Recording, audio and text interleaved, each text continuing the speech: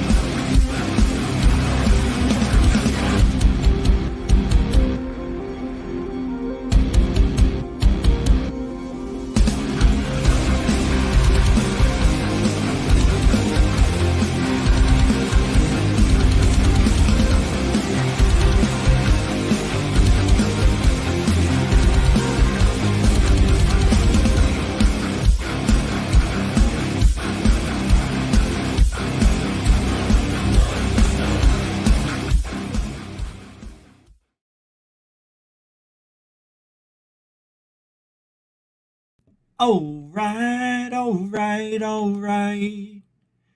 Welcome to Goof on Tonight. It is Monday. It is March 18th, 2024. I hope you had a great weekend as I close that back door. Oh, welcome to Goof on, everybody. I am your host, Rich Giordano.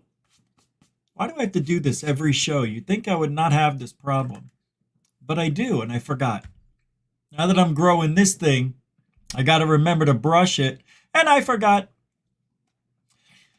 It is Monday. All right, come on, man, with the settings. There we go.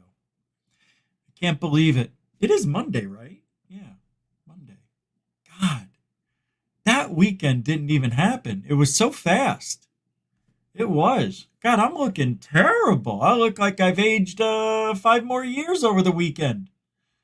The hell's going on with this guy?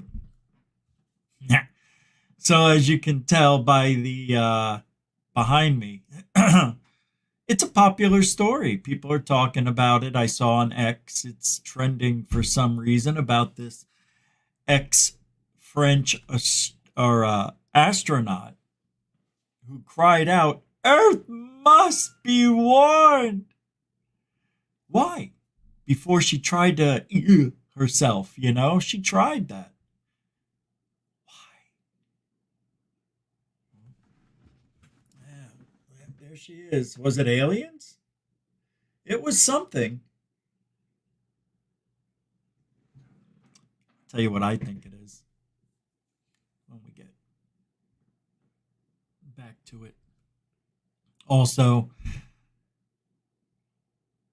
there's been, news going on. Not much, but there's some news in the UFO commune. We'll go over some of those things.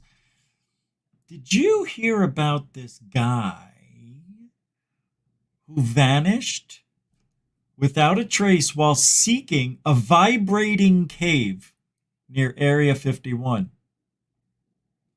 Yeah, this story came out yesterday, last night. I'm going to share that with you. And among other things, we've got also, I want to talk about the James Webb Telescope. What it found was there is something seriously wrong with our understanding of the universe, which is unbelievable. What that James Webb Telescope is doing, it's unprecedented. It's making Hubble look like Hubble, 30 years old, But it's exciting. Earth must be warned before attempting stupid side. Why would she do that? Freaking French astronaut lady. Oh, we talked about Bigelow yesterday. We talked about that. We don't need that anymore. We talked about the AI coming up with stories. We got to do that. I forgot about that yesterday. I can't believe me. And a sighting. A couple of sightings. A lot of good stuff tonight. So we're going to do a quick roll call because, And what else? I don't know if you guys were at Amy's show this morning. Hold on a second. What is going on here? I don't know what's going on where I live, but the computer has been reset like 3 times in 2 days now. What am I looking for? And I set the show up early this morning, mid-morning. Haven't been back in the office since. I've been out doing stuff. And every time I come back, it's as if everything got reset again. I have to start the computer. Do you want to restart your PC? Yeah, of course. Or do you want to repair what's wrong? There's nothing wrong with it. Right? Anyway. Is he here? Is David Wilcox here? Is he here? David? Let me take a look. Yeah, he's here. You know what tonight is? It's David Wilcox's birthday, not Wilcox. Wait, it's David Wilcox, not Wilcox's birthday. Let's give him a song. I know he's here. I saw his name. Let's just do it anyway. Come on, everybody. It's David Wilcox, number 62 for you. Happy birthday to you. Yeah. Happy birthday to you. You, David. Happy birthday to dear one. That's you, Mr. Wilcox. Birthday to you. Second verse, just like the first, but better. From good friends and true. That's all of us. From old friends and new. Wait, that's all of us too. Good Good luck go with you, yeah, and happiness too. Happy birthday, David Wilcox, not Wilcox. And if I don't see him here, so let him know to rewind. He said, don't you forget my birthday.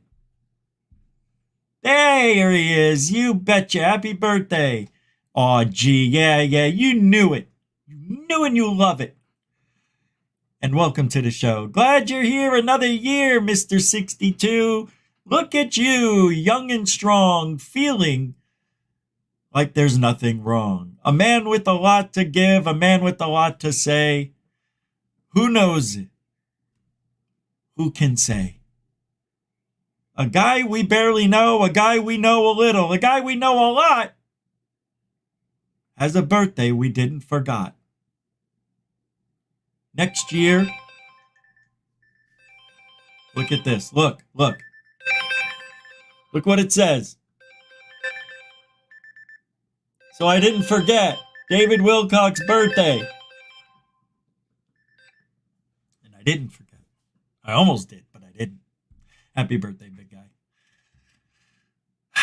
I don't know where I was going with that rhyme, but welcome to the show, TJ Felony. Welcome to the show. Yep, people are goofy in here to start off with the birthday. Yes, Kelly Lewis, the EW, is here. Welcome to the show. My pleasure, David Wilcox, not Wilcock. Glad you're all right, man. You're all right. You made it to another year. It doesn't matter. That's not the one I'm concerned with. Happy birthday. Myra, welcome to the show. Parham, welcome to the show. Stardust, welcome to the show. I always felt like saying your name that way. Stardust. Kim Carol Diamond, hey, welcome to you. All right. Oh, no, I was thinking of King Diamond. My bad. No relation. 1980s band. Welcome to the show. TJ already said it. Paula Faust, welcome to the show. Jammer Travels, welcome to the show. Sky Allen, welcome to the show. Ozzy Tiger, welcome to the show. Slippery Seconds, interesting name, welcome to the show. Derek Kennedy, when are they going to release those files? Welcome to the show. Bet, the Yorkshire Goophonian, welcome to the show. Isaac Kenny, welcome to the show. All right, this is Wolfman Jack coming at you here with David Roke. What do you say there, Cracker Jack? Remember that guy? Oh, yeah, we got the Angel of Goofon on my shoulder. Welcome to the show. Remember that guy?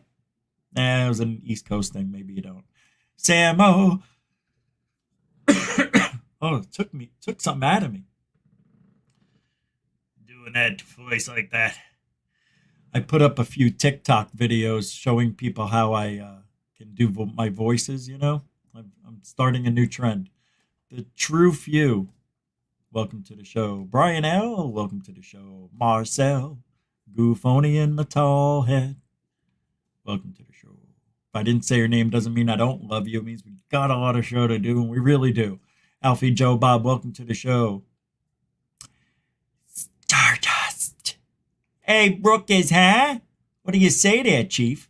Bernie Muro. Stan the Man Stasiak. What do you say there? You can't pull one over on me, Stan. I know who that is. I know who you are. Stan the Man Stasiak. One of the best wrestlers ever. Alpine. What do you say, Gulch? Alpine. Gulch. Tractor Basil. Welcome, welcome. All right, now we can get started. I was waiting for Tractor.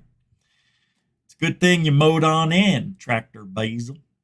We would have had to wait another minute longer, because look who just popped in. Peter McLeese. Well, golly, Sergeant Carter. Remember, you know, the sergeant's hard to do. Pile! God, I used to do that. Can't do it anymore. All right, let's get started. So, like I said, weird, wild, wacky stuff going on in the UFO community. People are still razzing each other, going after, well, they seem to have calmed down this after the weekend on Kirkpatrick, Captain Kirk over there, you know. They seem to have backed off just a tad. Just a tad. So, apparently, have you guys been following this Ashton kid who thinks he figured out the MH370 disappearance of Malaysian Airlines plane found? You know, it disappeared, what, 10 years ago? But now, I found this on Newsbreak. MH370 Malaysia Airlines plane found on Google Maps as, shadow of wreckage spotted. Let's take a look at this. It's been 10 years since flight MH370 left Kuala Lumpur for Beijing and vanished without a trace. Or did it? A group of believers think they found the missing plane on Google Maps. disappeared. March 8th, 2014. The aviation mystery sparked one of the largest ever search operations. But at the same time, internet sleuths continue their detective work using Google Maps, using updated satellite images that allow them to look for aerial views of the lost plane, and have claimed they found it. Internet users started proposing theories on where the plane might be just days after it vanished. Google asked the public not to use its app to look for the plane after several concerned citizens believed they had found it. Huh? Google had asked the public not to use the app to look for the plane after several concerned citizens believed they had found it. A spokesperson for Google Malaysia said Google Maps images are not live satellite images and can contain images of planes on their usual flight paths, so they shouldn't be assumed as possible crash sites. True. But it hasn't stopped amateur detectives like Ian Wilson. He claims he saw the plane's wreckage in 2016. He also claims that you could still spot it on Google Earth years later. He believes the plane is hiding in the Cambodian jungle around 62 miles northwest of Phnom Penh. However, according to the Daily Star, the image in question appears to show a plane in transit.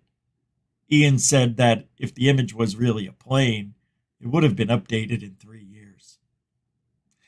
I'm on Google Earth a lot. It's part of my job. I've seen planes when I'm doing my own job, and they're nothing like that, he said. Additionally, UFO enthusiast Scott C. Waring, UFOsightings.com, believes he might have found the plane while searching for alien spaceships. Oh, Jesus H. He spotted what he thought could be a plane near the Cape of Good Hope in South Africa because of a shadow in the water that looked like an airplane. He noted the image was from July 2015 and suggested powerful currents might have moved the wreckage there. However, Scott has made far-out claims before, like seeing a polar bear on Mars and a snail on Pluto. Meanwhile, Peter McMahon, who claims to have more than 25 years of experience in crash investigations, is convinced he's located the missing plane in the Indian Ocean. Now, me, just as a reader, reading this, seeing that they literally asked UFO enthusiast and Fantasylander Scott C. Waring, hey, I may have found it. And then they go to a guy who has over 25 years of experience in crash investigations. What spectrum are we looking under? Fringe or reality? Fantasyland or the real world? This is nutso. They went from this side of the spectrum to that side looking for answers. I got to admit, it really isn't as bad as I'm making it sound, considering the plane was missing all this time. You're going to go to everywhere. Even you contact the dead Sylvia Brown. Sylvia, where's the plane? Guy Richard, it's still flying. Shut up. The Australian mechanical engineer pointed to Google Maps and NASA images to support his theory, claiming the aircraft lies 10 miles south of Round Island, which is close to Mauritius. Peter McMahon previously mentioned he suspects the plane might have been shot down and that authorities do not want it found as it's full of bullet holes. Finding it will only open another inquiry. And another online sleuth says they spotted the remains of a plane near Indonesia, but later suggested it could simply be an image of an aircraft above the sea. So why put it in here? The sighting occurred near Padang, a place about an hour's flight from where MH370 initiated its voyage. Some will say it's just an aircraft coming in for a landing, caught on satellite. Some may say this is just a bogus post. But just imagine the aircraft came in for a slow, soft water landing.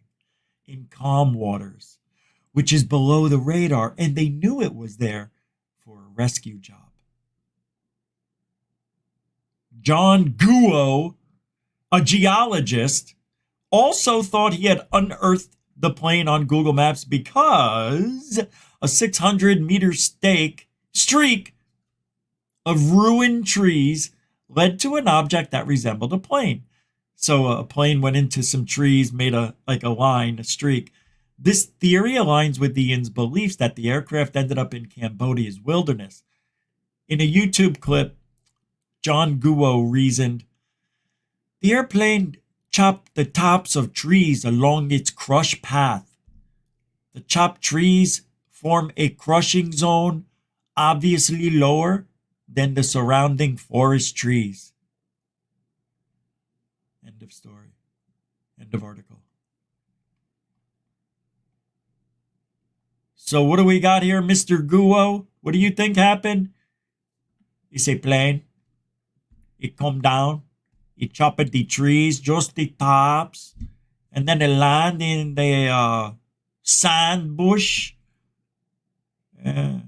It's like the movie Lost. They look good. Nobody find. They lost for real. Interesting story. I hope they did find it. And no, there are no links taking me to the MH370. Hold on. Click here to follow the mirror. It's on Google. No, that's the mirror.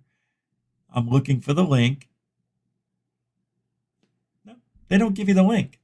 They don't tell you where it is on Google Maps. That's all right, kids. Anyway, I thought that was interesting enough to talk about. You never know. You never know. By the way, you never know when Goofon's last days are here. So let's keep supporting Goofon, shall we? Super Chat, Super Sticker, PayPal, Cash App, all the links are in the show description. Thank you, you know what to do. Speaking of, Bernie Muro throwing down a $5 Super Dono right at the beginning of the show. Thank you, Bernie, for being a continuing supporter of Goofon.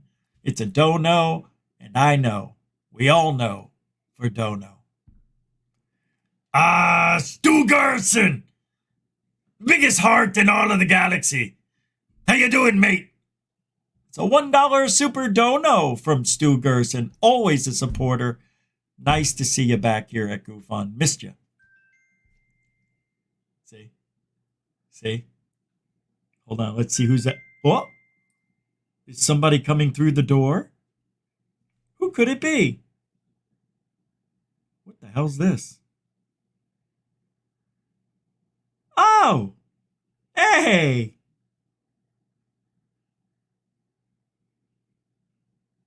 Ben, thank you for the $4.20 on the PayPal.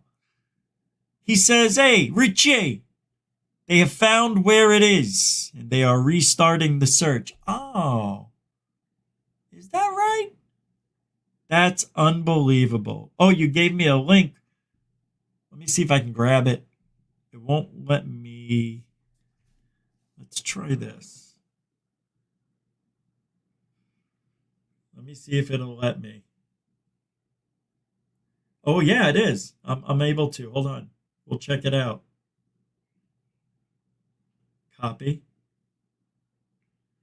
Now I got to send this to myself. Ben always knows what to send to me. There. And now we're going to do that. Subject. That goes there. And that goes there. And I'm sending it. We'll see if that worked. Thank you, Bernie and Stu and Ben. Thank you guys for starting off that support. Jeanette also gave a very nice support on PayPal just before the show. I don't want to forget that. And really can't thank you enough for that, Jeanette. Thank you. Who is this in the chat room? It is Nikki Starchild from Alien Girl 111, everybody. 9-month membership. I gotta say, Thank you for that, by the way. Goofonia forever. Thank you, Nikki Starchild. Don't forget, Nikki Starchild, 7 a.m. every day, Monday through Friday. Weekends off. You got Amy in the morning. You got Goof on at night, 7 to 7. The bookends of ufology. Thank you, AG111. A lot of AG111ers mix up. We go to both shows. It was a good show this morning, by the way. That was fun. That was a good show. That was a good Monday show you did. It was good.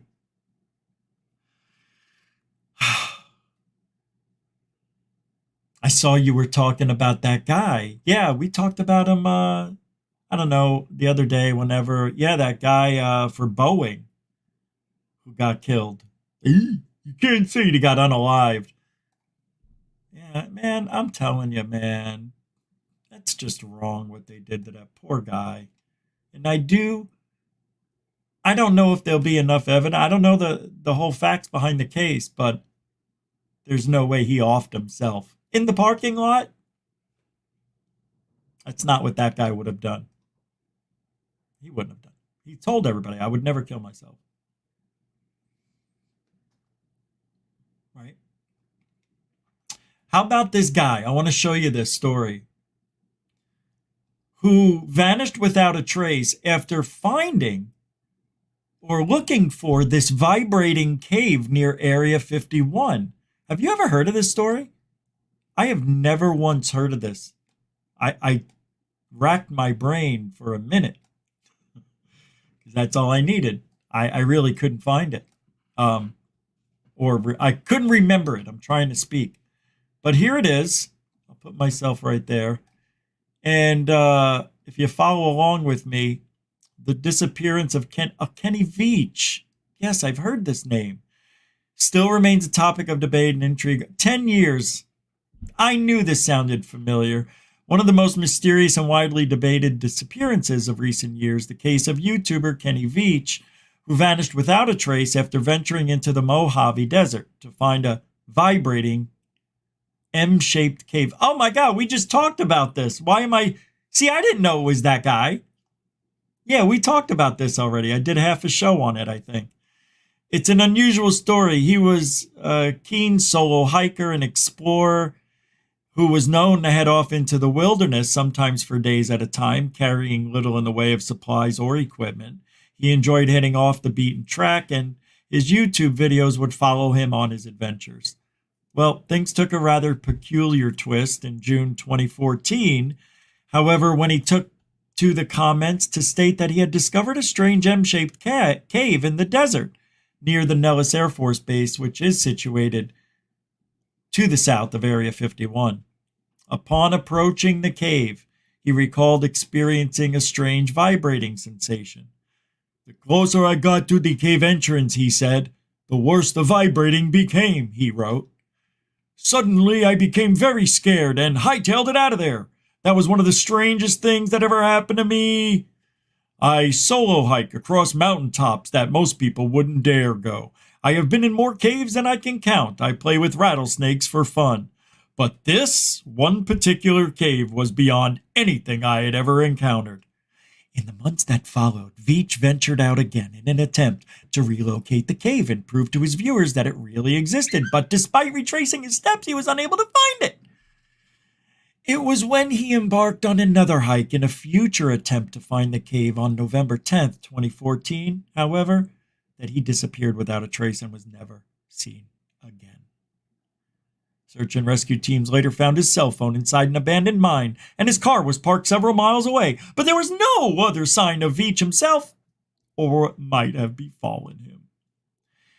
His disappearance went on to generate a number of conspiracy theories, with some speculating that he had found the cave and that something had happened to him inside, while others suggested that he had been caught and arrested by the military for venturing where he didn't belong.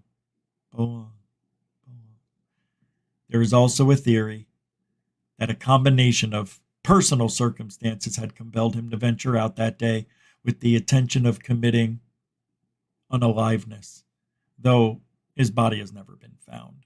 To this day, exactly what happened to Kenny Veach remains a total mystery. Play video. Yep, that was great. Yeah, that's Kenny, remember?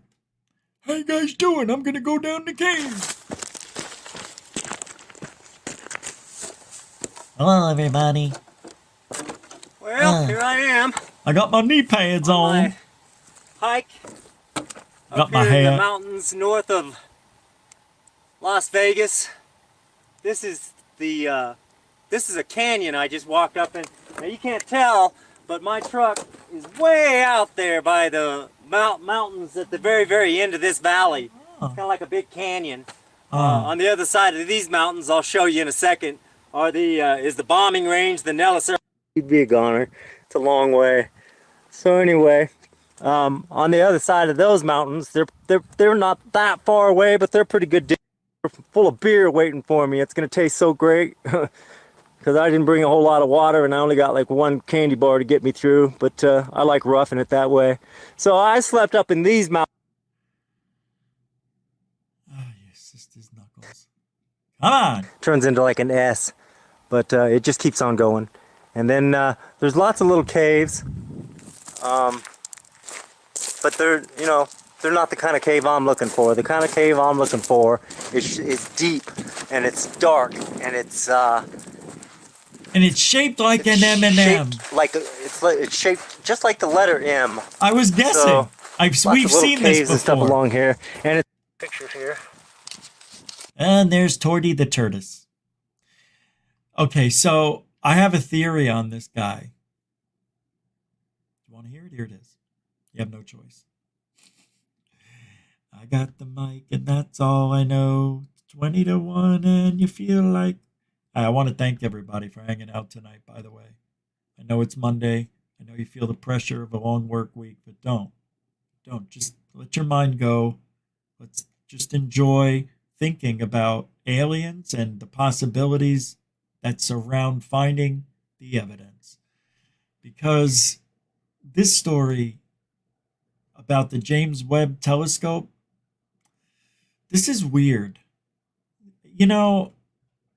Everything we know seems like it's all wrong. Everything we seem to have been told seems wrong, right? But we don't know that until it's too late. We're already out of school. We can't argue with the teachers. We're not smart enough to know that stuff. They're teaching it to us as we're growing up. So it takes somebody who's smarter, who's got an old soul, maybe they're being reincarnated a lot, that would have to say, hey, teacher, why don't you tell us the real truth about life, right? How do I pay my bills, right? How do we do that? How much is it going to cost for me? How much money do I need? How do you take a loan out? They don't teach you this stuff. They taught us how to write a check. I remember that. And it came in very handy when I was stealing checkbooks. Joking. What do you think I am? L.E.? So, I can tell you this. We know nothing about the paranormal world, nothing about reality in the paranormal world. And it makes me sick. It does. They don't teach us anything in school that we need. The only thing you need in school is a little bit of basic math. I say learn English, all of it. That is one of the most important subjects in school. You sound stupid if you don't sound smart. You can fake it. You can just learn. Teach yourself a word a week. And after a while, next thing you know, you've got 20 words in your vocabulary that other people aren't using, and you're going to be like, whoa, this guy's friggin' smart. He just used susceptular. The hell does that mean? I don't know. I had to look it up. So, in ufology, they don't teach you anything either, right? Unless you have a friend. See, this is the problem we have in the field. If you want to go in, if you want to just talk about the problem is nobody knows the truth. That's the problem. All the people who say they know don't. They don't. promise you they do not. Jay Stratton, Christopher Mellon, Elizondo, they don't know the real truth. They don't. I promise. I promise you. I would actually bet my life on it. They don't know the truth. They know what they were told, and they can believe that to be the truth, but they don't know. They're not worthy of it. None of us are. And that sucks.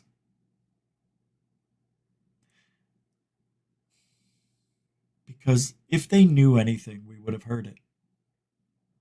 Right? Or not. See, this is what bothers me. This is what bothers me about Grush saying he's a whistleblower. This is what bothers me about the whole thing. We're going to get 39 to 40 more whistleblowers saying the same thing. So what? We know. Let's just cut to the chase, right? And go. What are they going to tell us that we don't already know? Secret programs, check. Alien bodies secured, check. Documents and stuff we leaked out what the public needed to know, check. We had to make a threat, check. We got a new team coming out in 2026, check. David Grush won't be around next year. This is it.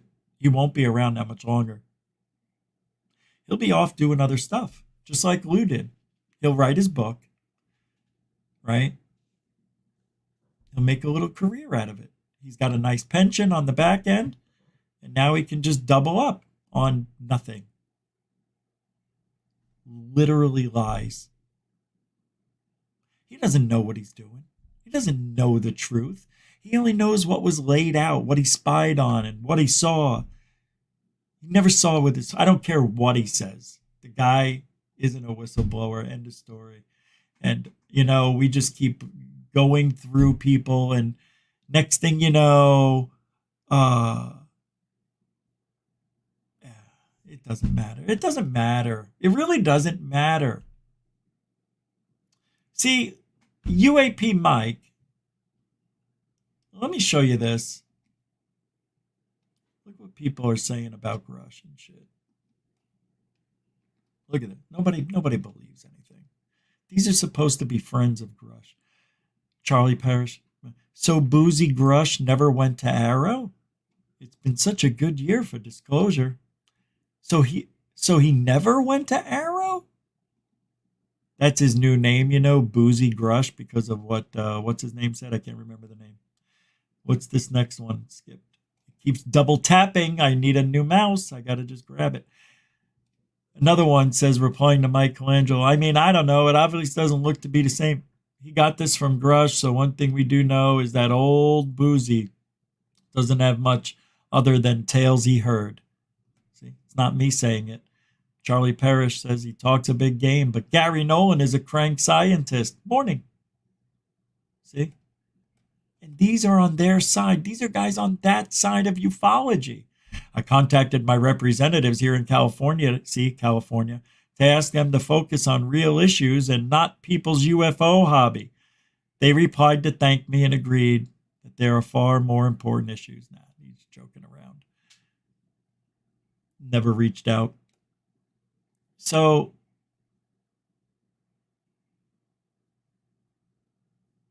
Chrissy Newton says, go figure. The first conversation I ever have with Dr. Dre is about existentialism. Wouldn't have it any other way. Thanks for inviting. What? Dr. Dre was there? I thought that was going to go somewhere else. It did not. But I was just showing you, people not into Grush anymore. It's pretty much over. All right. I love this.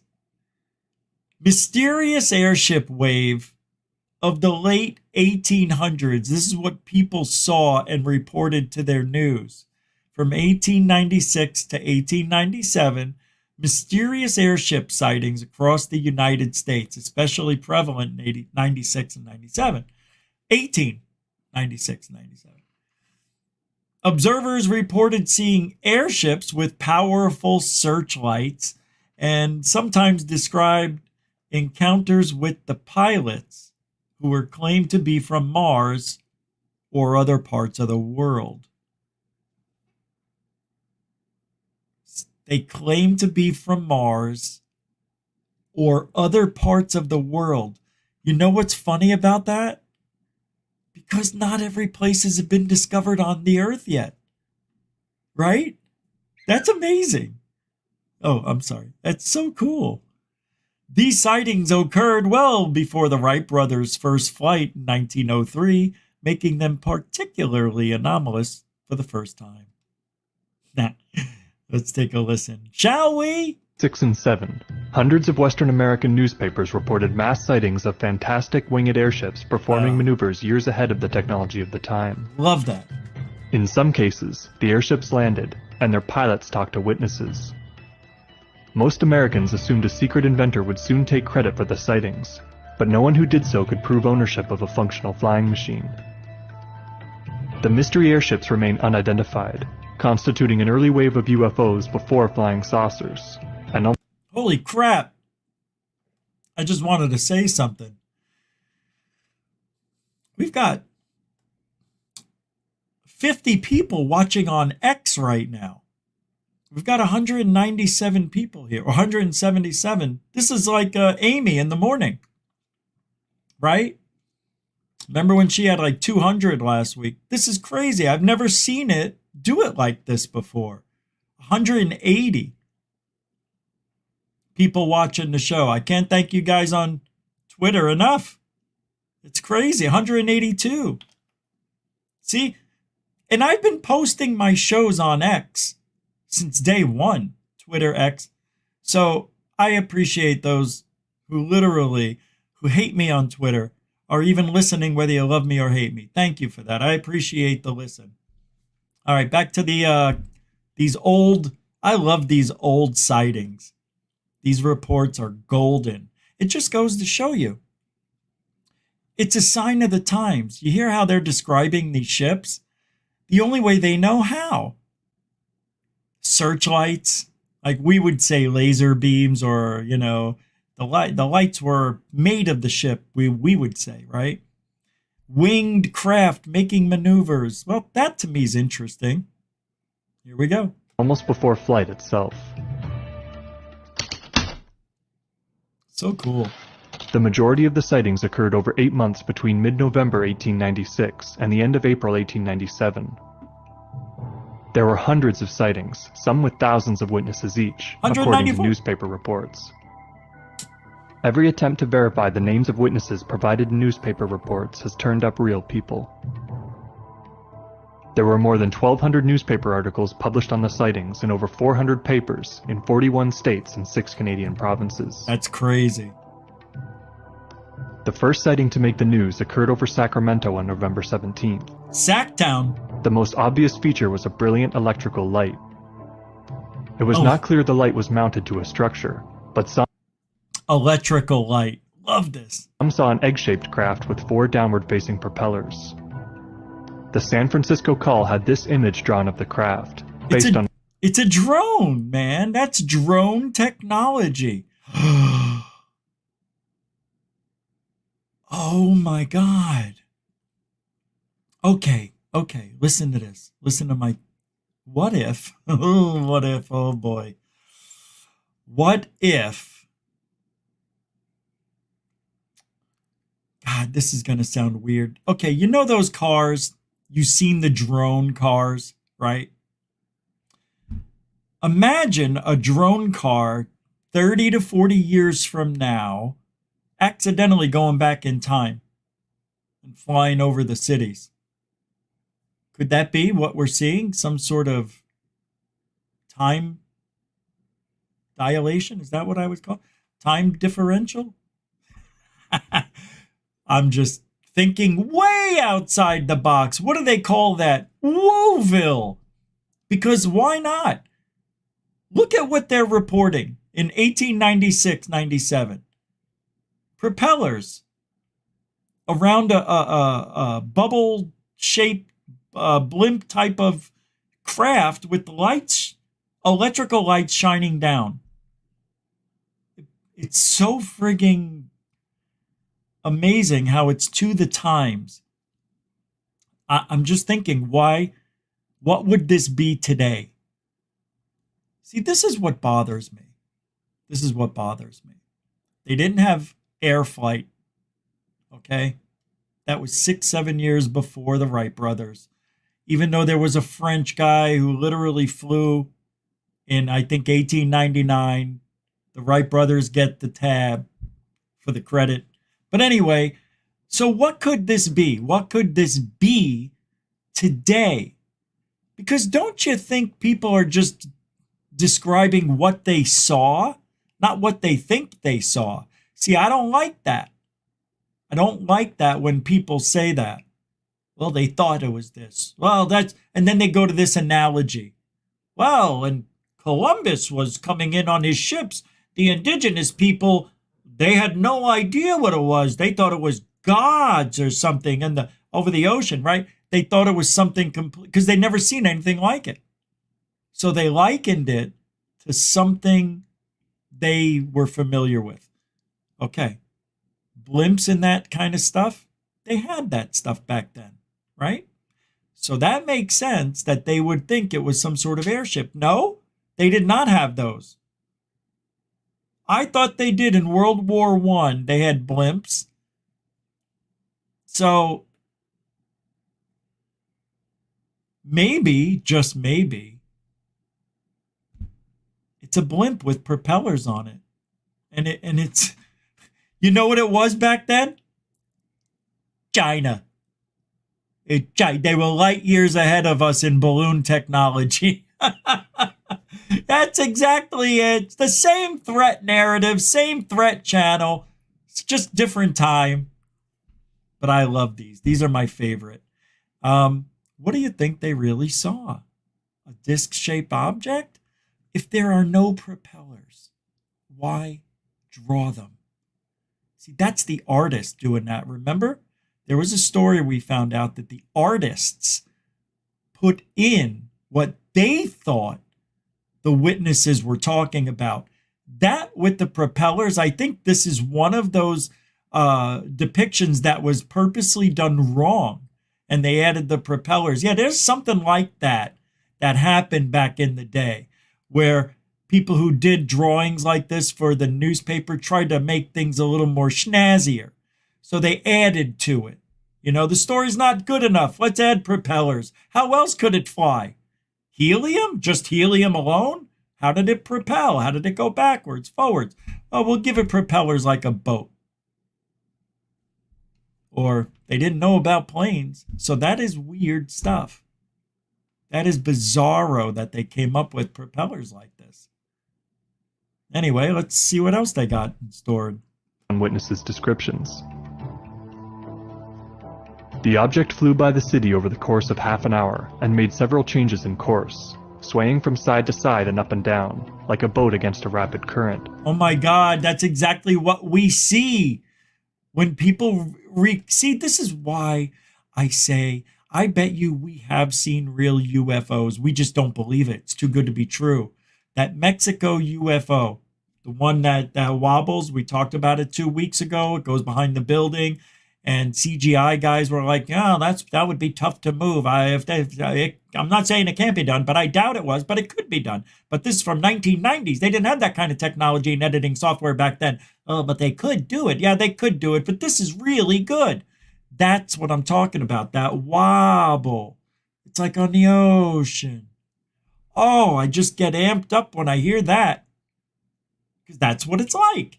It's riding the waves, the electrical waves, the electromagnetical field of the earth. Another new word. Hey, if they could say biologics and tornadic, I can say that. It was later reported that a similar light went the opposite direction the following night. Bullshit. The majority of papers dismissed the sightings, but a few took them seriously. Believers assumed that an inventor was testing a new design and expected him to unveil his craft at any time. But anyone who claimed responsibility, like the lawyer George Collins or California's Attorney General William Henry Harrison Hart, later reneged on their claims. And maybe, just maybe, they didn't want people to know. Right? They wanted to keep it a secret. But what are you going to do? More sightings occurred in Sacramento on November 22nd. Sacktown. This time, 2 lights were seen, apparently anchored to the same structure. Same stuff we see today. Again, those who could see it said that it was egg-shaped, and at least one witness could see moving parts like wings or propellers. Isn't that interesting? Moving parts like wings or propellers. Lights were seen in the San Francisco Bay Area as well. Witnesses included policemen, streetcar drivers, car barn employees, their foreman, and a conductor. The mayor of San Francisco vouched for his 2 servants who said they'd seen The mayor of San Francisco, let's ask him. Adolf! That was before Adolf was the worst name in the history of man. This guy, Adolf, was actually a popular name back in the late 1800s, right? Yeah, I'm going to name my kid Adolf. Strong name, real strong. Right. Cuckoo. lights as well. In the following days, similar lights were seen from San Jose to Tacoma, Washington, and even into Western Canada. Sightings continued into December and fizzled out by the end of the year. No one took credit for them. All right, we get it. Got a lot of work to do tonight. Can't keep talking about the 1896s and 7s. Still, it brought up what I wanted to talk about. How over time, the UFOs changed. They got to look more like the era, right? In the 60s and 50s, UFOs were bubbly, just like the cars, right? Cars were huge with the big fins and the big bubbles. I think of the Etzel and, the Buick of all cars. Chevy. No, not a Chevy. It's a Toyota. No, they weren't around. And then in the 70s, Close Encounters came out and the cars started to have more colors. It's true. It's true. And then there were more safety concerns, so they started putting in seatbelts in the 80s. Even in the back, they started putting seatbelts in the cars. Then they had the cup holder. Remember when the cup holder came out? Everybody lost their minds. They replaced the ashtray with a cup holder. And nobody used it for the cups. No. What do you put in there? Keys and change, right? Now I've got all these little places. I got one over here. I got one in the side. I got one I can lift up. I got one inside the one I can lift up. There's so many different places to hide stuff now. That's why it takes 2 hours to search a car. Excuse me. I don't know what I'm talking about. Let's get back to work. Oh, I know what I was saying. Times have changed. The UFOs have changed. We've talked about this over the years. So then you get into the 90s, right? And what did we see? A little more sleekness.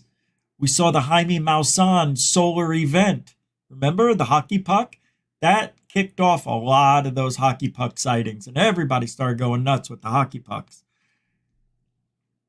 And then what happened? And then we went backwards. We went Phoenix Lights. We went into Big Craft. The triangles came out. TR3Bs, right? People were getting abducted by big triangles with a big bulb in the light at the middle center, something like that. And then what? And now, well, no, not yet. Now, and then we went into really sleek, slick crafts with no wings at all, tic-tac shaped, right? Tic-tac shaped. This is how fast things changed in 7 years. We went from tic-tac and go fast and FLIR to it's our conscious thoughts that are creating these things. And everything is being, a conscious thought. We can't think for ourselves. They do it for us. We just move around like avatars. That's all we are. We're in a big game of Sims. Prison Planet for that. Oh, really? Oh, that's nice. Now, everything is about orbs, spheres, right? Right? At the same time, though, at the same time, our government is trying to bring what little credibility they have to the field, Jaime Maussan and those stupid friggin' dolls. They literally shut everything down. It ruined 7 years of ufology with those stupid ass dolls.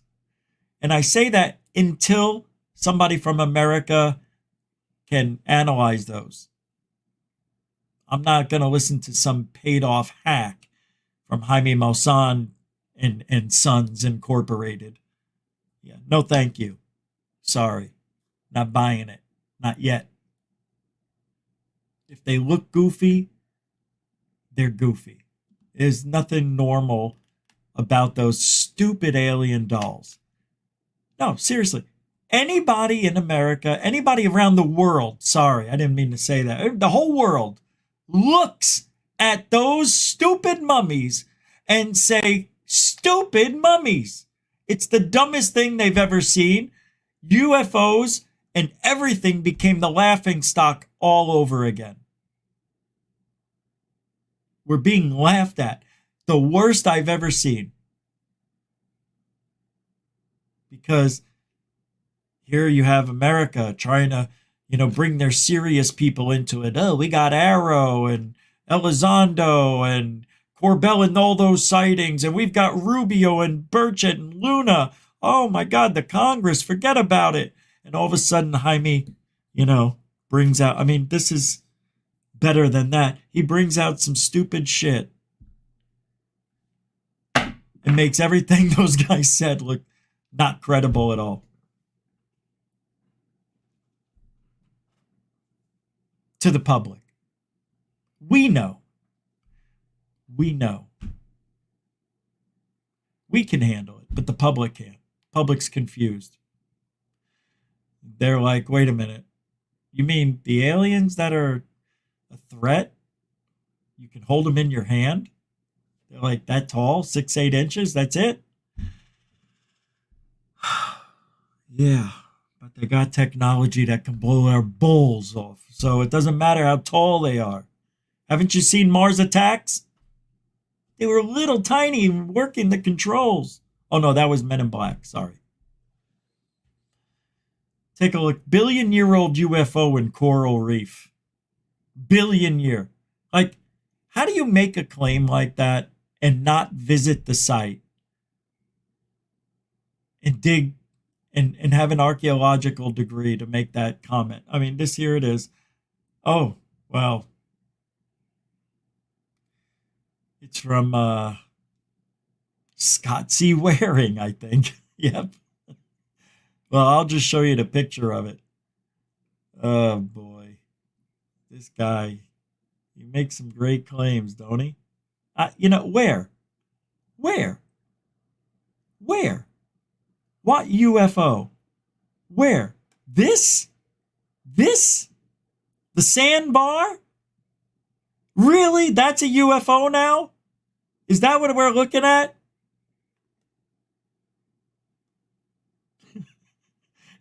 It's most likely a boat, if anything. What UFO, guys? What is he looking at? Where? Here? I don't understand this. This? Somebody. What does it mean? Is that rather be squidding? He's here? Rather be squidding is here? No. He wouldn't come here. He's welcome here. I like him. I don't see him.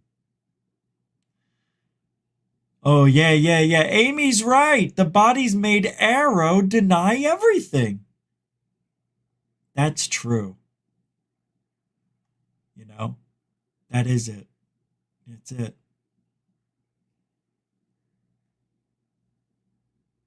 Those are tentacles, says Moonlicht. Amy says cool is rather on X. I don't know.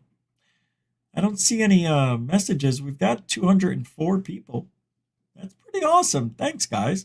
66 on X. That's a record for GoofOn. Yeah, we're seeing a top view. That's right. It's something like that, Samo. I was thinking it's more like a sandbar. Whoa, Mamma Mia! It's just sand outlined here, right? I don't know. It could be an old boat that just broke up, but it isn't. You can see all of it. All right, enough. Let's get to the next one. See, that kind of stuff, when somebody makes that kind of claim, then you're going to have other people seeing that and going, well, he thought, here's a guy who's been around for a long time. Scott C. Waring? Oh my God, he says that's that. Well, then what I saw over here is definitely a UFO in the sand. And now we got people looking pareidolia eyes all over the place. It's what happens. It's why I don't like that other chick, Gina Scarducci. What's her name? Awful. I don't even want to think about her. You know who? Gina Ajiticola? What's her name? She is bizarre. And when I say bizarre, I really mean, no, really. She says some things that I'm like, wait a minute. Do you remember when she kept saying, there's a glitch in the Matrix and they're trying to get through? And anytime you have a video, right? How do I even say this? Okay, somebody was recording something with their phone. They bumped the phone, something happened, and it made some sort of data glitch. And it showed up as a little pixel in the center, near the center of the video for a second. Well, she's saying that is a message they're sending in from the other side, the dimension. That's how they talk to us. Squares. But you got to break it down. And she said she don't know how to do that. But boy, are they sending messages in. It's just digitized. It's just the digitalization glitch. It happens when you bump a camera. It happens when a camera gets, even when you change settings, that little glitch happens. It happens on the TV when you change a channel. Sometimes you see the little square popping up and, in the face, and it makes the eye look different or something. And she's saying those are messages coming in from the other dimension. And people are going to believe it. That's, somebody like that needs to be policed. That was what GoofOn, the AZ UFO show did. People loved it, but people hated it. It's like you love the fact that people are being called out, but then the people hate it that you're calling them out and ruining their daydream every day. Hey, I enjoy this stuff. It's entertaining to me. Stop coming in here with your smartness, telling me what you think it is. It's aliens trying to talk to us from another dimension. End of story. All right, if you want to live in that life, fine. Fine, look like a fool. That's your life. But somebody needs to police people. Maybe we'll go back to being the guardians of the paranormal. But who are we? You know who. I was going to talk about, I'm not doing this jellyfish shit. So, the main story tonight, the French astronaut. This is an unbelievable story. So many twists and turns. So many unbelievable twists and turns. No, I don't know. Let's take a listen. Hold on, man. I am getting the worst heartburn on the planet.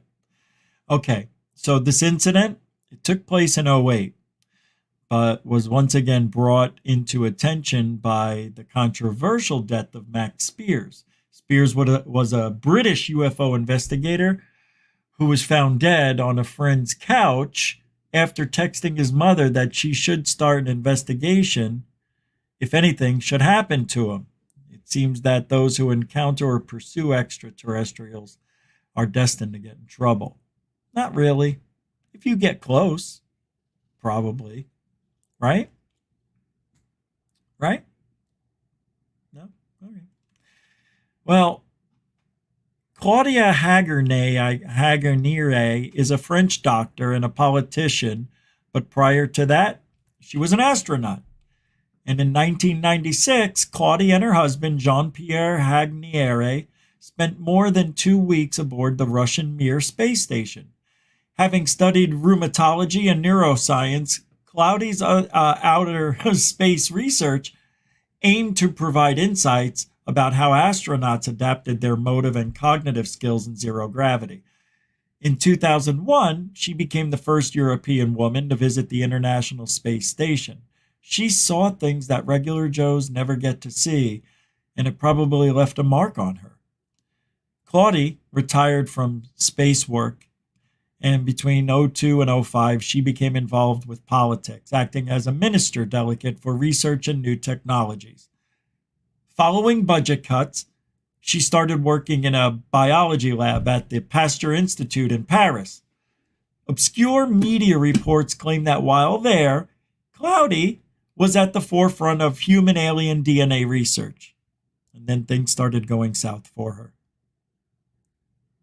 In 2008, a fire ravaged the laboratory she worked in. Fire broke out Wednesday in a biology laboratory at the Pasteur Institute in Paris, famed for research on fighting infectious diseases, officials said. No victims were reported and no sensitive materials or viruses were affected by the fire, which was extinguished by firefighters, an official at the institute said. The official was not authorized to be publicly named according to company policy.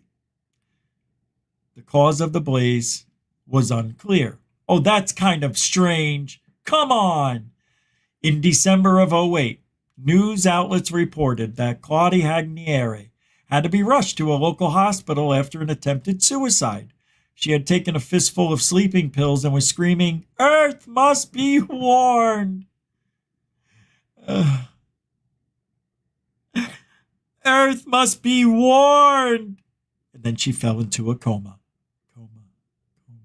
She had to be restrained. Such a strong reaction from a renowned and respected astronaut scientist could not have come without a cause. While Claudia herself blamed the whole incident on burnout syndrome, conspiracy theorists are convinced there was something darker that determined her to try and take her own life. Sources claim that the former astronaut's stay in Earth's orbit opened her eyes regarding our planet's hidden history. FSB International reports on Dr. Hagniere state that since her return from space, she had become convinced that our Earth had been visited in our historical past by ancient astronauts, who had not only had colonized our planet, but had genetically engineered the then existing semi-human life forms into our present-day human race. Claudia is alive and well today, but she chooses not to speak publicly about her ordeal. We can only speculate about her reasons to remain silent, but sometimes actions speak for themselves. Who the frig is this chick? Claudia. Claudia. Earth must be warned.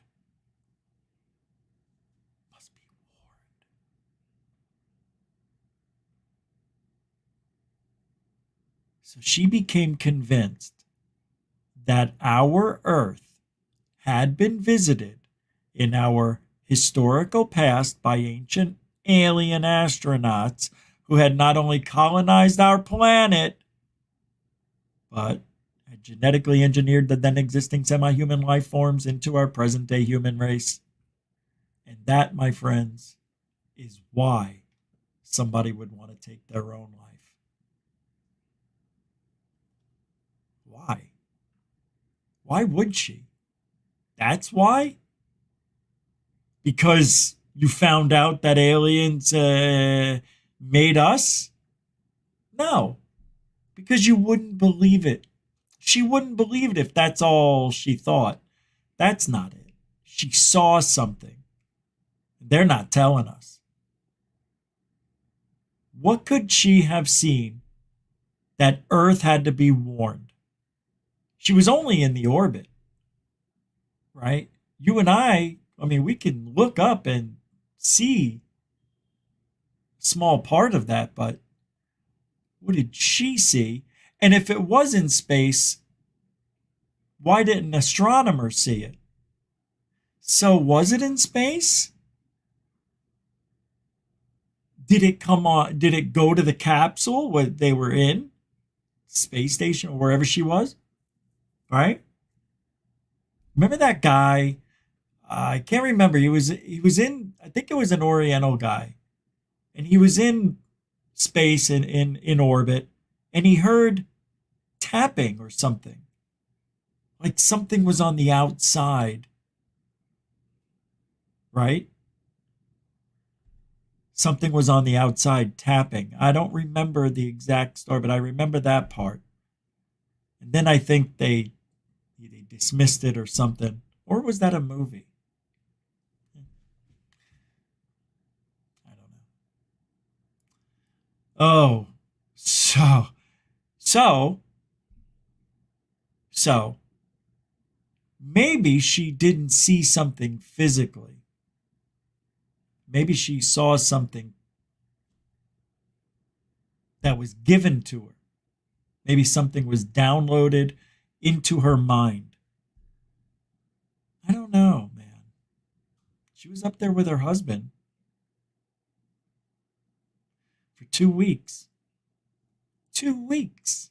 How long are you going to be staying on Mars? 2 weeks. So, let's say it's true.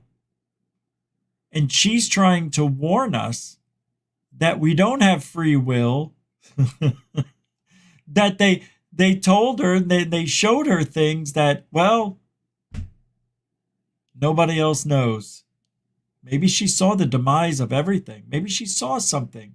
But why not just say it? Right? Just say it. The Earth must be warned. About what? About what? Just say it. They're coming to kill us. Who? The aliens.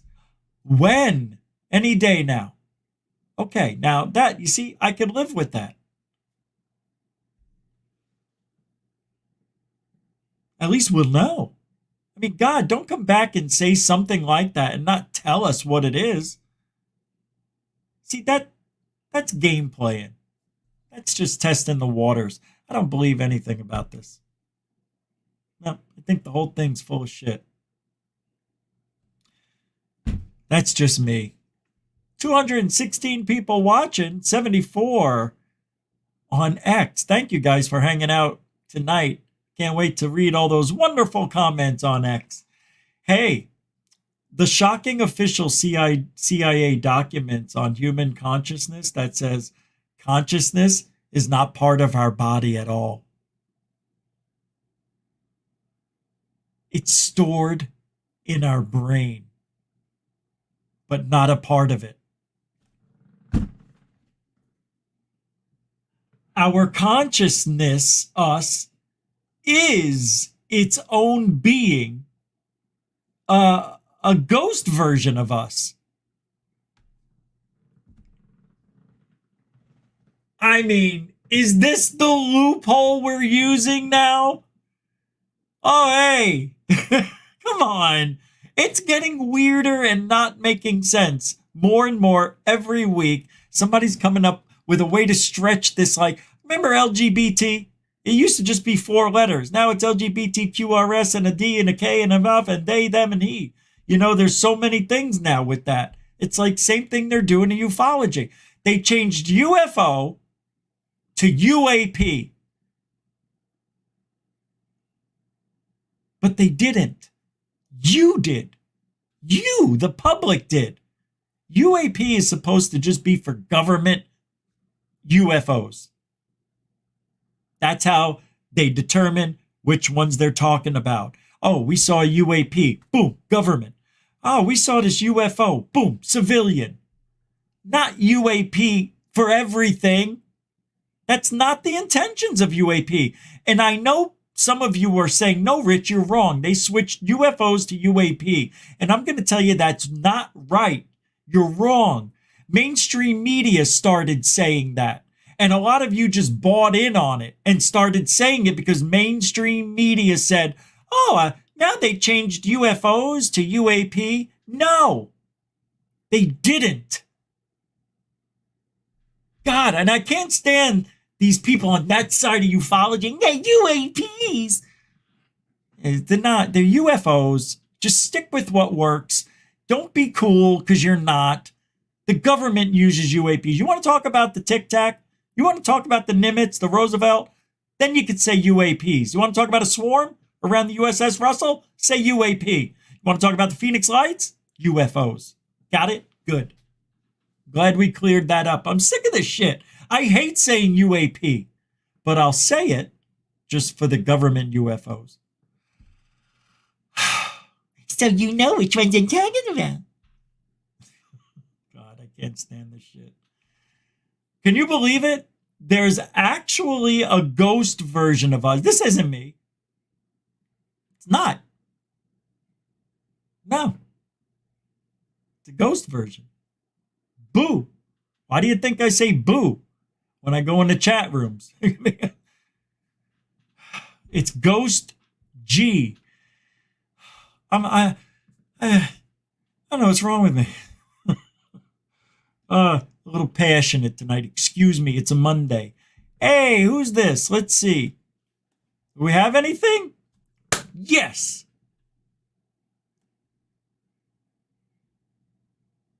Hold on. What just happened? All right. Yes. All right. Well, we're a little late, but it's time. We're going to do a video from I2TA, everybody. That's Into Thin Air, where they talk about the things in our world that are strange and occurring naturally on planet Blue. And this is for you. Total solar eclipse, earthquake warnings, and state of emergency. Giddy up. Let's do it. Yeah. I2TA, go. Bam, bam, bam. Welcome back, everyone. March 18th, 2024. I hope you all had a good weekend. We have a lot to unpack here. This solar eclipse we are expecting on April 8th is taking over the internet for many different reasons. And we're going to try to look at and break down those reasons and see what's really going on here, because I have to admit, the events that have been taking place leading up to this eclipse are pretty insane, to say the least. Not only did we have a severe thunderstorm stretch, literally all the way from Texas up to the northeast, following the exact path of the eclipse shadow. And these storms were absolutely devastating, with tornadoes, lightning strikes, fires, everything. And that's weird on its own. And now take the earthquake theory that I'm sure many of you have seen all over the internet and actually has some scary truth to it. Now, many of these viral videos on TikTok talking about a fault line that runs from the West Coast all the way down to Florida, that does not exist. What we have is the New Madrid fault line, which we've talked about many times on this channel, and in my opinion is more dangerous than the San Andreas fault line. But take a look at how the path of the eclipse passes right over that high probability area of a large earthquake.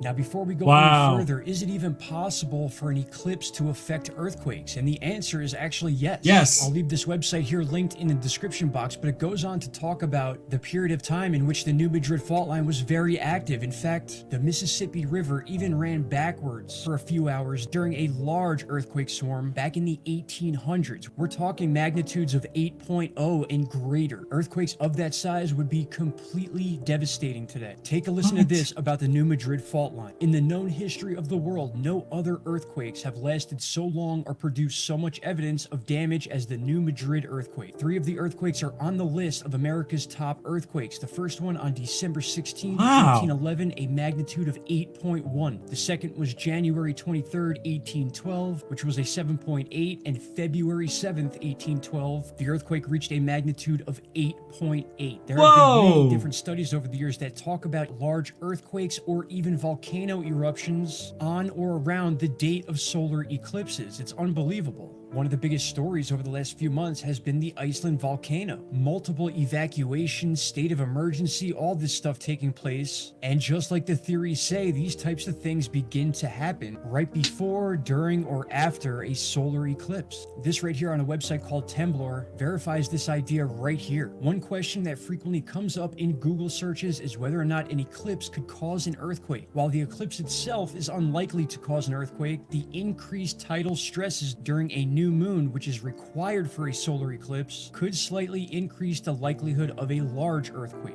So when you start really putting all this info together, it's very hard to avoid the fact that this path that we're currently watching, the April 8th, 2024, is literally being mimicked by other sorts of global phenomena, such as earthquakes and weather. Take a look at the last few days of earthquakes on volcano discovery. Whether these are verified or not, they have been reported, and you can see a distinct line that follows that Texas to northeast line. I mean, I get all of this. I understand how the internet works, and when we see these weird connections with things that are going on, it's very hard to not highlight them. And this one in particular is just very, very weird. What are the chances of not only a rare solar eclipse taking place, but leading up to that eclipse, a massive weather event and a large number of earthquakes following that exact path? I can safely say that I still don't know what's going to happen, if anything at all, but at this point, it would be wrong of me to not make these connections and show you all why there is so much hype leading up to this date and why we're seeing these state of emergency issues and National Guard being deployed. We have never seen this type of build-up to a solar eclipse. All of us here were meant to be alive for these days and to experience whatever they have to offer.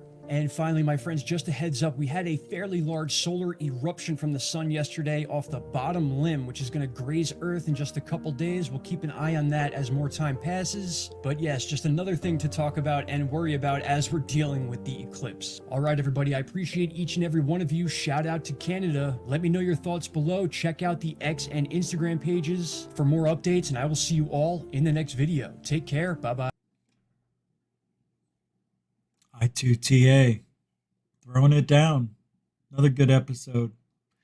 I'll put the link to that in the show description as soon as the show is over.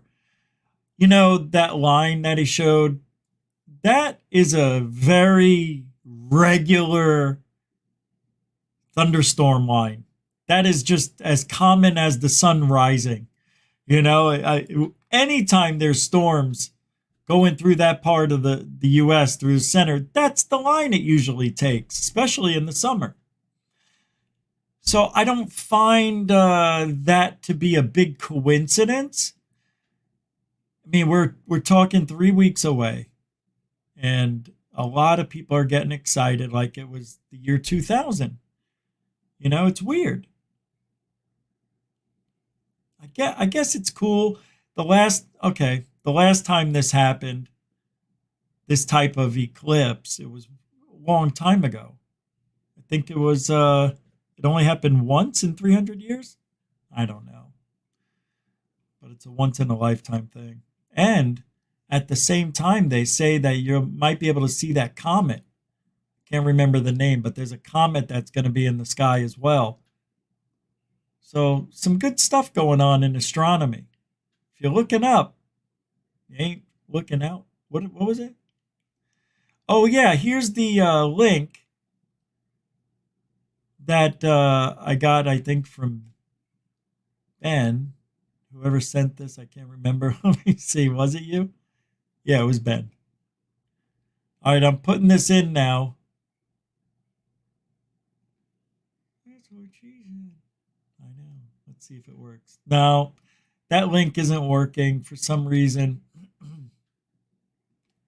I don't know what I did wrong. Let me try it one more time.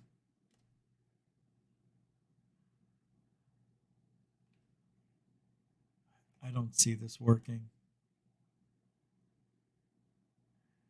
Here we go. Paste. Oh. Oh. It's bringing up a music video. Yeah, I don't know why that would be here. Ben Fuller. That's the link. That's what it brought up. All right, what else we got? FBI, listen to this. Oh my God. Many Americans still have no idea this happened.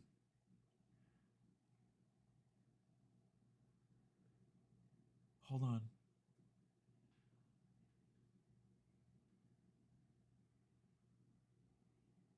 Oh, yeah, the FBI and the White House, the Biden administration, likely coerced social media platforms into removing posts' appeals court rules.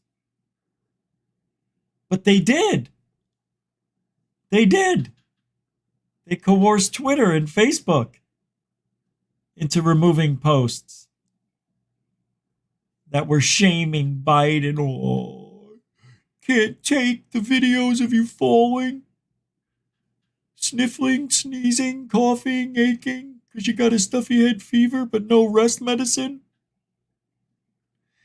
Do we understand? Oh, alien beings or the Chinese and Ruskies? See, people think this is going around. This is happening. People are starting to think the Tic Tac could be China. They're saying it. People are finally picking up on what I said. Where are the sightings over the United States, over land, of the Tic Tac? See, I don't believe it exists. I think there's something like it, but not what they're saying. Nope. I think it's bullshit.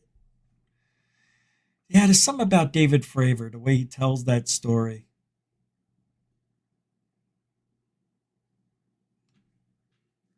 Just don't buy it. Christopher Mellon says this. This guy. All national security officials should read this article while keeping in mind the roles drones are playing in the Ukraine. The Chinese balloon threat is trivial compared to this ongoing activity over major U.S. military facilities. So he's saying, if you thought the Chinese balloon was something important, wait until you hear about the ongoing activity over major U.S. military bases and shit. Oh, really? He continues. It is not just Langley. Other critical bases and facilities, as well as Navy ships at sea, are experiencing what appears to be the same strange, unaccountable intrusions. I thought we knew this already. There was also a similar event involving swarms of unidentified drones in western Nebraska and northern Colorado in 2020 that went on for months. Yeah. Federal and state investigators failed to identify a source. Congress should hold hearings on these intrusions over Langley and the larger pattern of drone and UAP intrusions we have been experiencing. If this is Russia, or more likely China, we have a huge problem on our hands.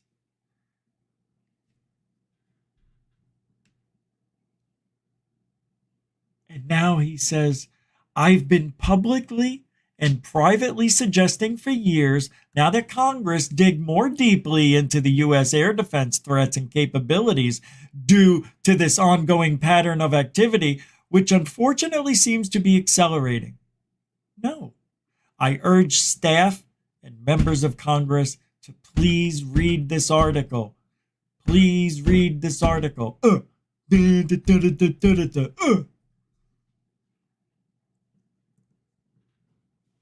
See what he's doing? Do you see what he's doing? That to me is backpedaling. Because I remember Christopher Mellon's saying it's not China or Russia. So now he says if this is Russia or more likely China, we have a huge problem on our hands. When have you started saying this? I don't remember this. This is kind of new. To me, it is. I don't remember him talking about. I would have said something if I knew he was talking this way. And then, I don't know about you, but he says now this ongoing pattern of activity, which unfortunately seems to be accelerating. So why is that unfortunate? Do you see the lie? Why is it unfortunate? Why? Who are they shooting at? Nobody. Who'd they kill? Nobody. What are they doing? We don't know. They're just in the airspace. They're not doing anything. They didn't even give you the bird.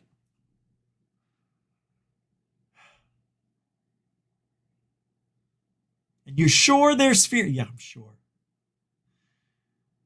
And you shot a shot at it. That's right. I did.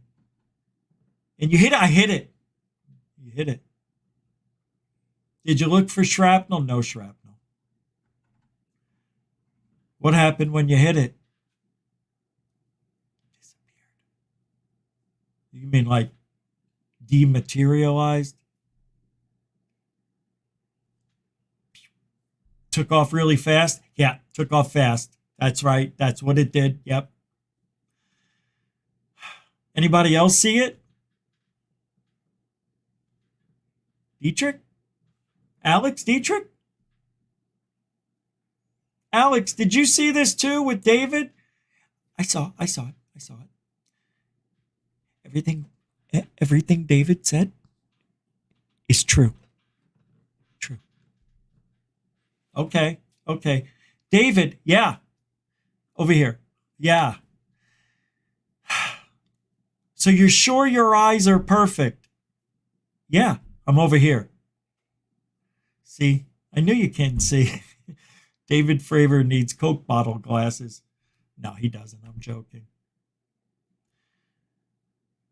I was just thinking of my cousin Vinny when the lady goes, said, no, I don't think I need a thicker pair. These are just fine. And then he holds up two fingers. And he goes, Mrs. Bradley, how many fingers am I holding up? And she's trying to look. And the judge goes, let it be known that the defendant is holding up 2 fingers. Judge, come on. No. Mrs. Riley, and only Mrs. Riley. How many fingers am I holding up now? She's looking. 4. And he walks up to her 50 feet away. What do you think about now, dear? You think you need a thicker pair? Oh, I might need a thicker pair. That's what we have going on right now. That's what they're doing. Treating us like we're blind. Like we can see what's going on. They created this whole thing. It's true. They created the whole story. I'm telling you, there's no tic-tac. Nothing. And I like when they try getting Jeremy Corbell and his videos. Oh, this happened during the Russell, and we got 15 in the swarm, and then they show 3. Where's the 15 of them? A swarm, I'm thinking, like a bee, a swarm. But 3 isn't a swarm. That's coverage. That's the outfield.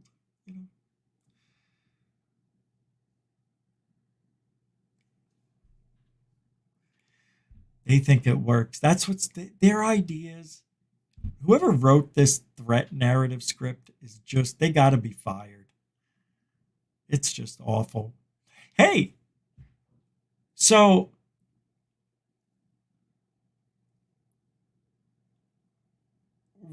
images from the lunar orbiter in 1968 that likely showed structures on the moon.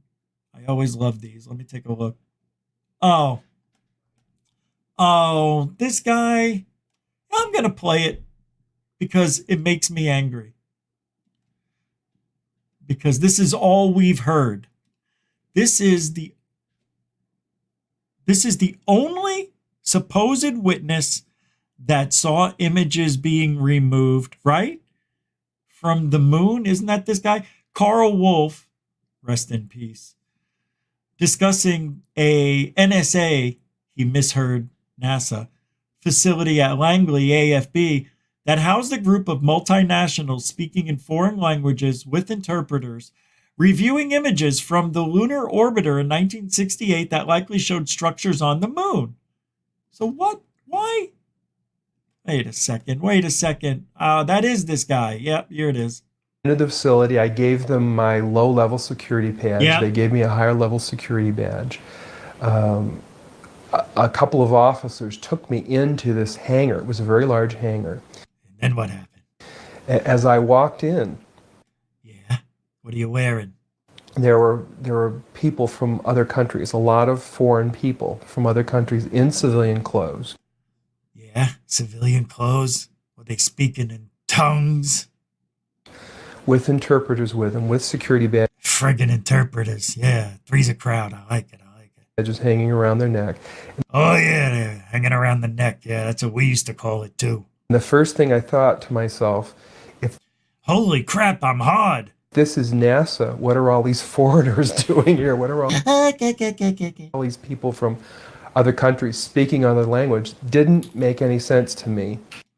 But once they bent over, there was no language to be said. Everybody understood. And I was really quite impressed with that. That thing, it was huge. It just didn't grok. I was, what are all of these people doing here? And they were very quiet, very reserved, and there Sure, they were looking at the massive, as you say, moon. was a very peculiar pall hanging over them. Oh, yeah. Power, yeah. Dominance. I got it. I hear what you're saying. They had a very concerned. I went into the facility. I gave Sure, I was concerned and then edited it. Oh, that was the end of it. You can make these into anything you want. Now let's listen. them my low-level security badge. They gave me a higher-level security badge. A couple of officers took me into this hangar. It was a very large hangar. Oh, yeah? As I walked in, I'm sorry. there were people from other countries, a lot of foreign people from other countries in civilian clothes. I like foreigners. With interpreters with them, with security badges hanging around their neck. The language of love. All right, you guys get it. I can't help it. I can't for some reason. What's wrong with me? Resting. Oh, no! I accidentally clicked off the thing I wanted to talk about and I have no idea where it went. Damn it! Oh, man. Wow, I can't believe what time it is. It flew by tonight. Holy crap. Is it? That's the real time. Hey, da-da-do. Hey, for those on Twitter, listen. This is your friend Lou. This is the best Lou that they gave us. This is the guy who loves ufology. Left the Department of Defense, ironically enough, to finish the very mission they gave me in the first place. I didn't ask for it. I'm not a UFO guy. I'm not a ufologist. I never have been. I never will be. I'm a counterterrorism and counterespionage guy. I do counterintelligence, counterinsurgencies. That's what I do. And it just so happens that in 2008, I was asked to apply those same skill sets into the UFO community. Amy just sent me something.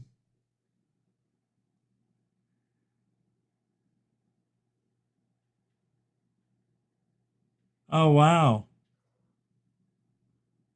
Okay.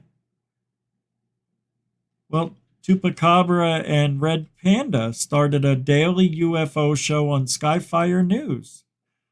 They're doing their third episode, and it comes on after Goof On. Oh, that's fantastic.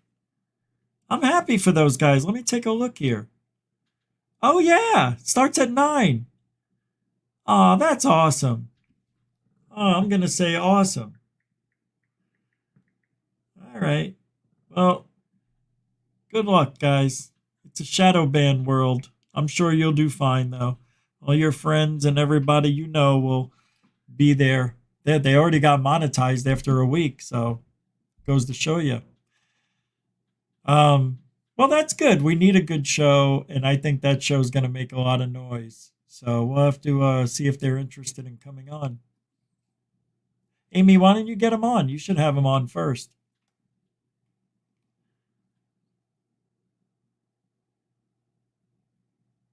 So, wow, okay, here, oh, you guys got to watch this. Oh my God, I have so much to read. I have so much more.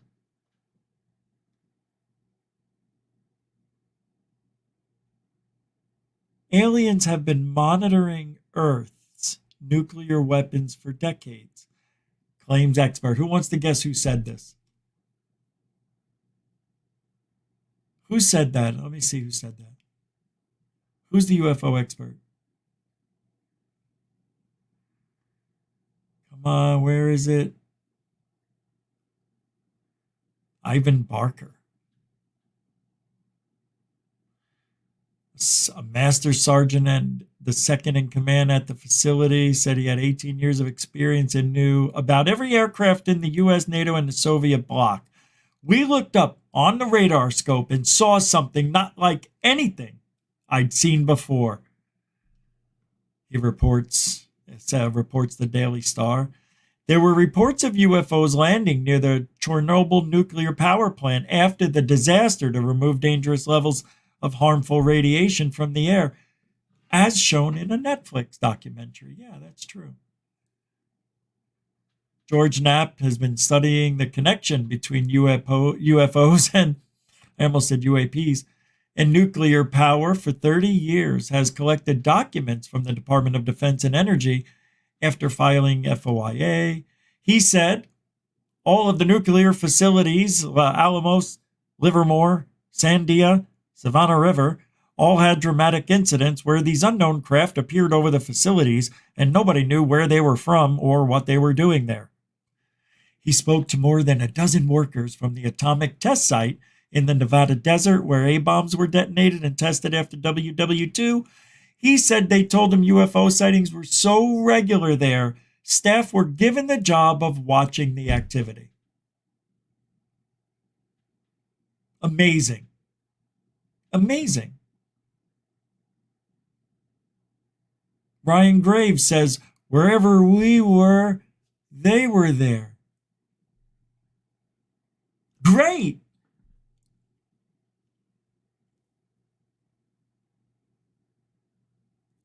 Graves also revealed that a UFO almost caused the crash by darting dangerously between two planes. That is called, what do they call that? Blowing by the tower, but to air. The UFO was showing off.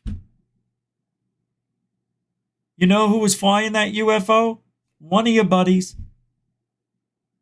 An American soldier. New technology. We're testing it out on the best of the best. That's exactly what's happening. And if you don't believe it, look up and get a Tic Tac on video and tell me they're real. Show me. Show me. And I want this Tic Tac moving faster than a commercial airplane. It can't be near sunset or sunrise. It has to be at high noon. A lot of people send in those airplanes, right? And they're at the certain place in the sky when the sun is setting and it just hits the paint and it makes the wings disappear. It does. It makes it look like a Tic Tac, but it isn't, I promise. I'm losing my voice. Surfer Girl's here. Lunar Sparkles 1 is here. Mike Denmark. Rich just chiming in to point out that your stating contrary conjectures. At first, you're saying they are Chinese. Next, you're saying the Tic Tacs are a complete hoax. You're not listening. You're not listening. That's not what I said. That's not how it went. You're taking it out of context. I was reading what Mellon was saying. He said it's either China or the Ruskies. So then I said, that's what I've been saying for years, that it's got to be China because supposedly they're light years ahead of us. And then you're right. You're right. I said nobody has seen a Tic Tac over land.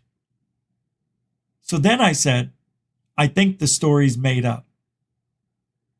But as I say, every single show, Mike, and everybody else, I know nothing.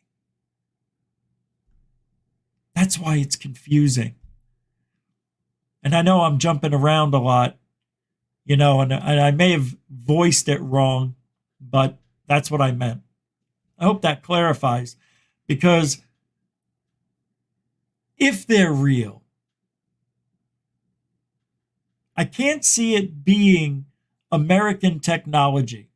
It would have to be China. Then, if it's real and it is a UFO back engineered, then it's ours.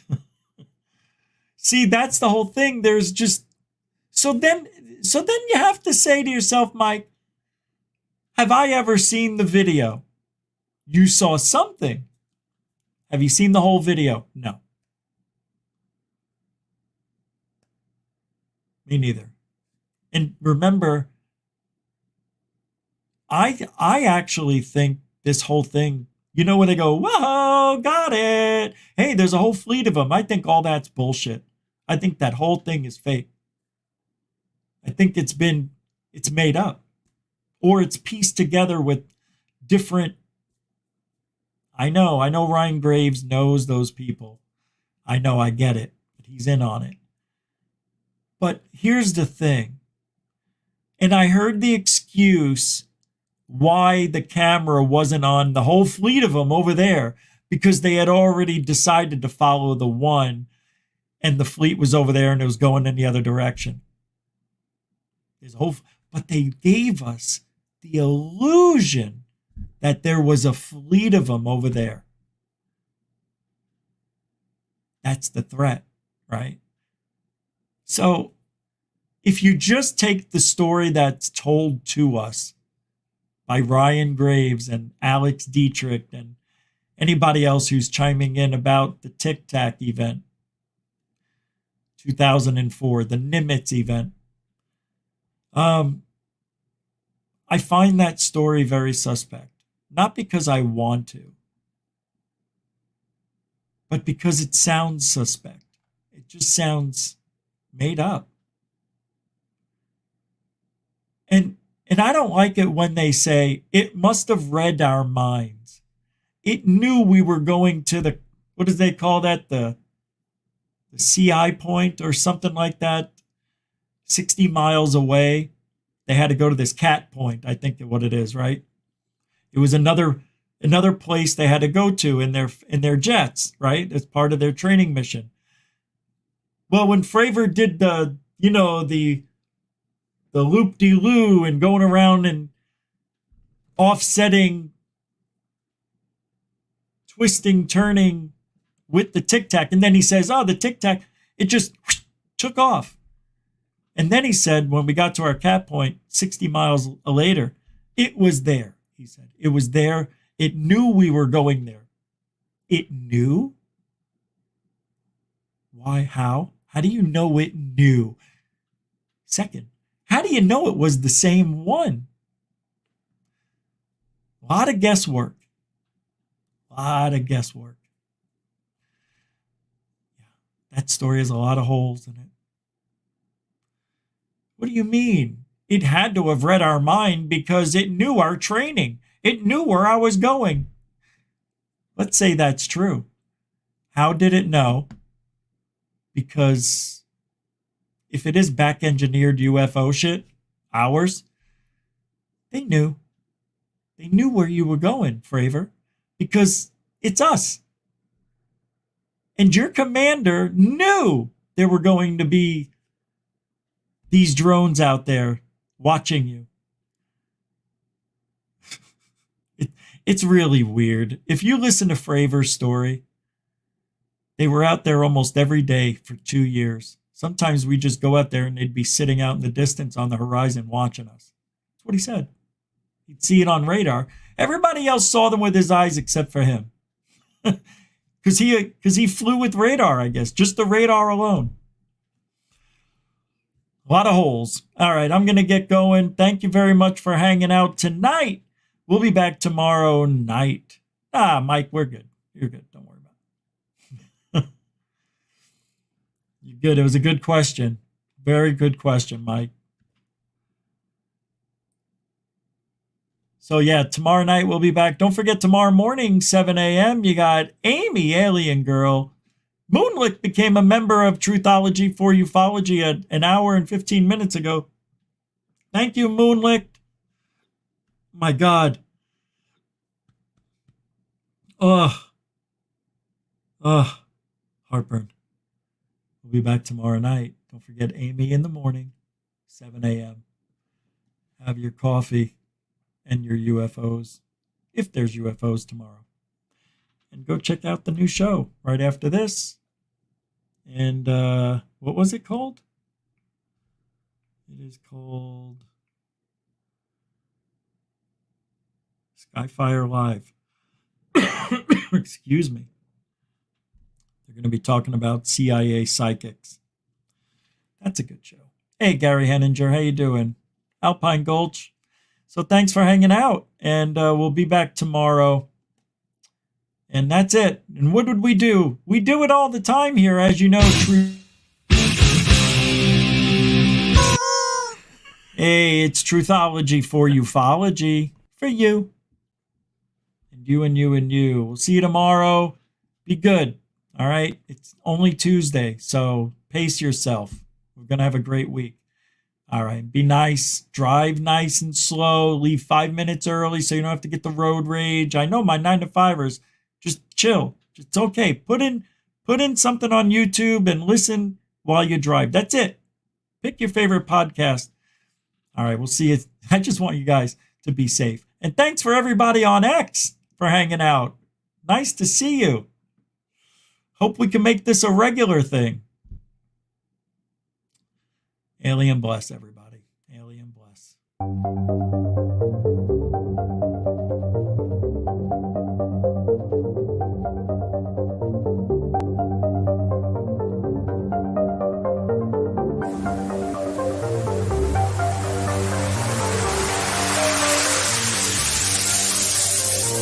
Seriously, look at this thing.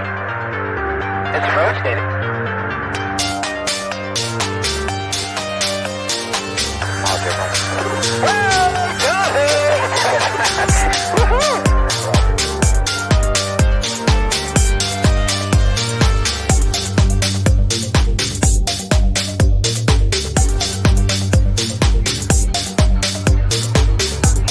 What was in the skies over Jerusalem, and why did it sound like one of the most treasured sites in Christianity?